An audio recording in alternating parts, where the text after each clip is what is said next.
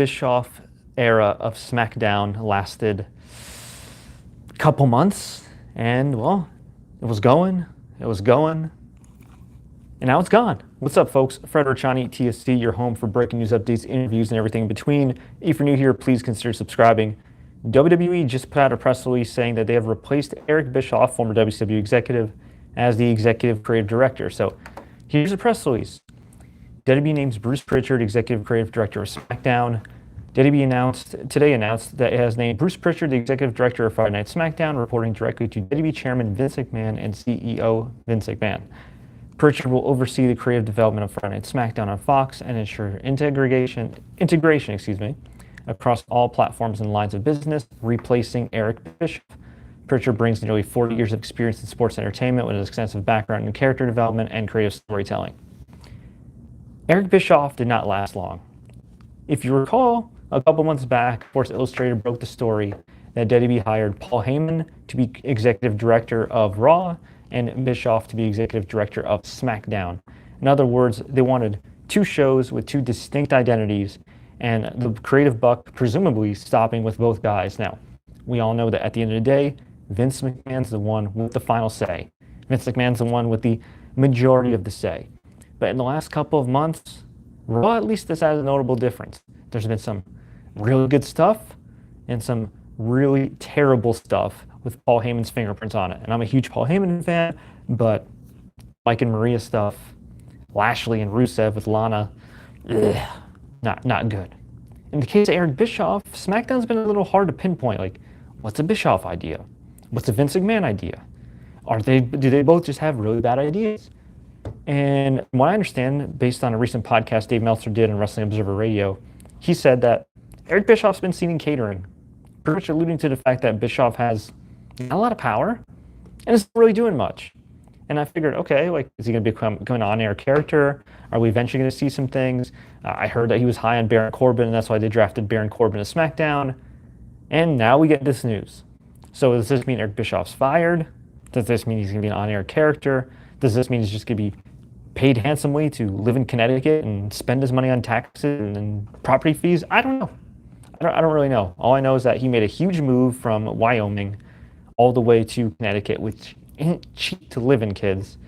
All I know is that clearly his impact, or lack thereof, hasn't been felt in WWE whatsoever.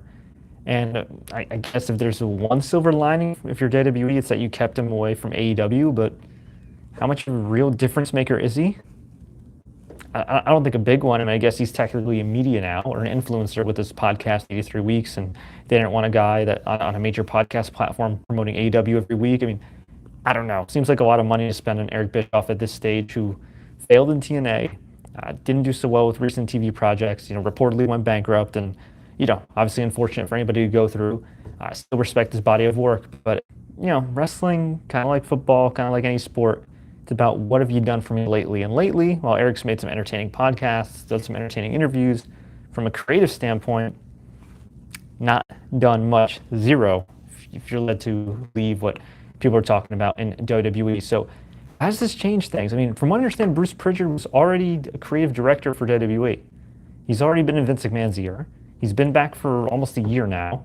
I don't know if I see much changing. At the end of the day, they need to make wins and losses matter. They need to use logic. They need to respect their titles. They need to respect stipulations. Hell in a Cell. Hell in a Cell. And until they do that, until they actually protect superstars like Chad Gable or Seth Rollins or all their other baby faces from looking like complete nerds and uncool losers that nobody wants to root for, until they actually protect somebody not named Brock Lesnar or Cain Velasquez or Goldberg, until that day comes, I think they're going to be having the same problems. I think SmackDown's going to continue to go down in ratings. Maybe they'll stay steady for a little while. But that 18 to 34, 18 to 49-year-old demographic on Friday, I don't know if they'll be able to maintain that average, man. It's a lot of wholesale changes need to be made. And at the end of the day, you could hire Eric Bischoff, you could hire God, you could hire Bruce Prichard.